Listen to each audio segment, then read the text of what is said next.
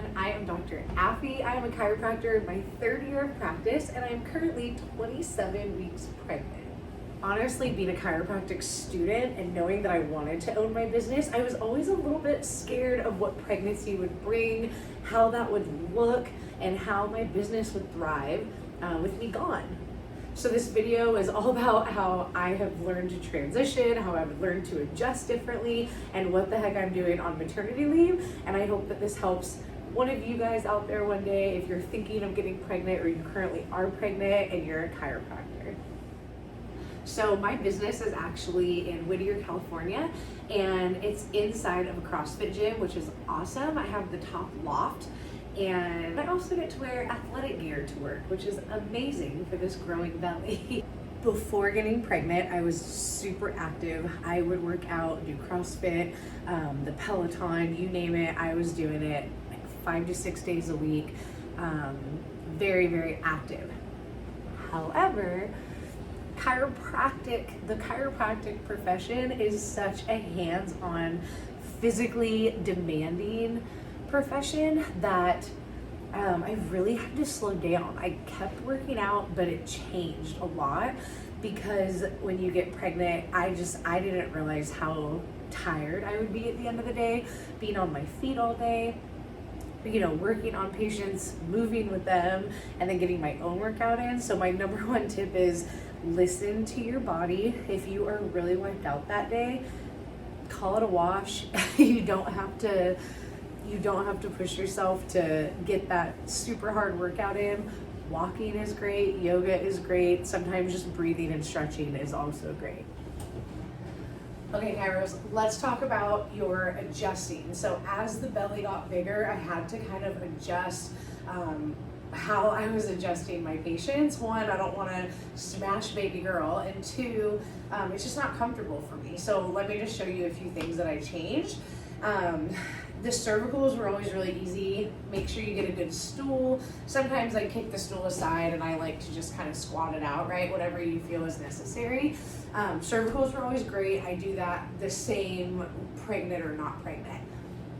One thing that did change, however, is my thoracics. So I am always a huge fan of A to P adjustments. I just feel like I can get more leverage that way and really use my hand as a fulcrum. So I'm going to use my little test dummy here. So typically, I would have the patient help me lift their head, right? And I would get right under, I would go over my hand and I would drop.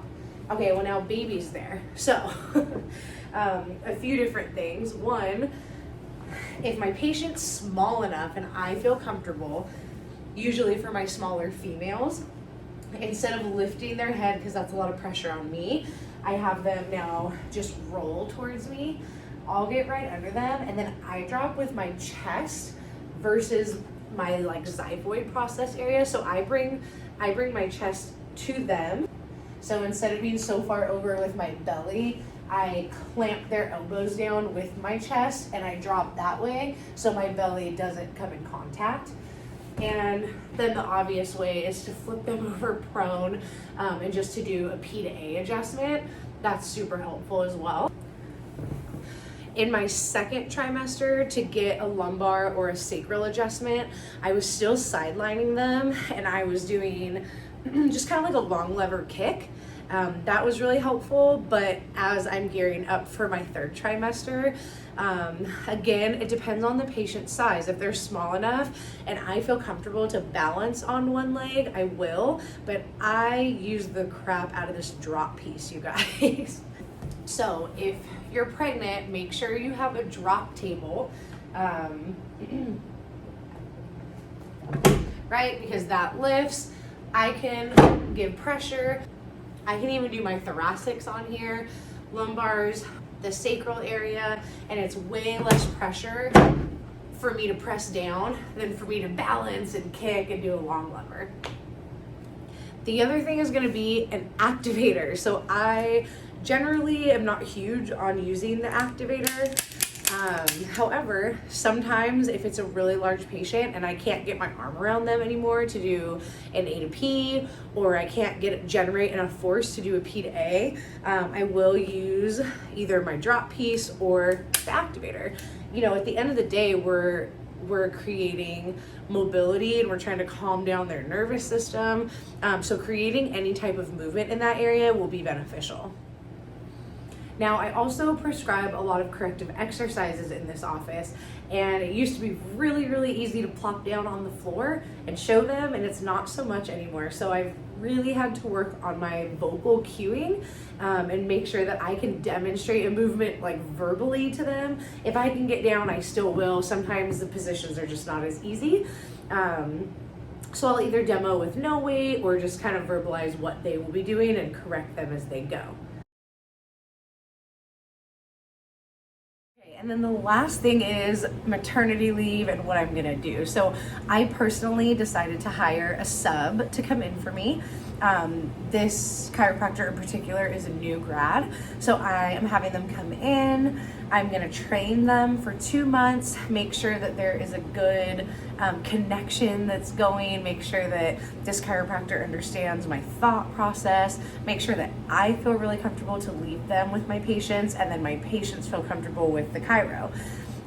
It's just really important to be that liaison and make sure that there is a good mesh between everybody, because let's be honest, building a chiropractic business is all about the connections made. So then in May, I will officially be out on maternity leave. My baby is due May 7th. So I plan to take May through August off. Well, May through July, and I'm hoping to come back middle of August, for sure by the end of August. And it's really just about working out a deal with the chiropractor. So we worked out a percentage system, and she'll be coming in 3 days a week to see my patients, and then she is allowed to bring her patients in. We've negotiated that percentage in to what we both felt was fair. It's really, really important to choose the right fit for your office and the right person. I didn't just want any chiro to come in. I really wanted somebody who had a like-minded thought process as me, somebody who knew the rehab world really well and was comfortable working with athletes. When my maternity leave is over, I plan to take it slow. I probably will still only be open 3 days a week versus my 5 to 6 days a week now, making sure that I feel really comfortable coming back and that I feel healed and ready, right? Because that is the perk of owning your own business. You're able to kind of come and go as you please, but there is money to be made and people to help, so be mindful of that as well. Some other legality things, I am making sure that this chiropractor is getting their own liability insurance, and I'm able to put mine on pause. It just depends on what type of liability insurance you have, so definitely contact your company before you go out on leave. Okay, I hope that helps any future mamas or current mamas. Congratulations on whatever stage you are in, and I wish you a very successful pregnancy as well as chiropractic journey.